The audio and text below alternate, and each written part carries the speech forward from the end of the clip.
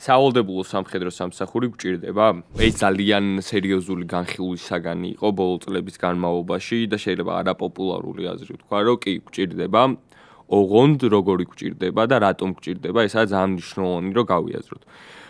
ყველა ბოლო თანამედროვე ომმა და კონფლიქტმა გვაჩვენა, რომ ის აზრი თითქოს, რომ მცირე მობილური, პროფესიონალური და მაღალ ტექნოლოგიური არმია კარგ წინააღმდეგობას გაუწევს, თქვათ, მასზე რიცხობრივად მეტ ჯარისკაცს, ასე ვთქვათ, იყო ფაქტობრივად სიცრუე ტყუილი, ხო? ანუ ეს გამოიცადა ჯერ სომხეთ-აზერბაიჯანის კონფლიქტში, სადაც პირადმა შემადგენლობამ ძალიან დიდი როლი ითამაშა ტექნოლოგიურ განვითარებასთან ერთად და ნათლად ჩანს უკრაინა-რუსეთის ომში, სადაც მიუხედავად იმისა, რომ უფრო თანამედროვე იარაღი და რაღაც უკეთესი საბრძოლო ტაქტიკა, მით უმეტეს თავდაცვითი უპირატესობა გააჩნდა უკრაინას და ზოგადად შეტევითი ომის წარმოება უფრო რთული არის, რასაც ამ შემთხვევაში რუსეთი აწარმოებდა, გამოჩნდა, რომ ამ პირადი შემადგენლობის რიცხოვნობა ძალიან დიდი მნიშვნელობა აქვს. მაშინ, როდესაც შენ სულ 3,700,000 ადამიანი ყავს ქვეყანაში, რთული არის, რომ შენ ყავდეს პროფესიონალური არმია, რომლის რიცხოვნობაც არის დიდი.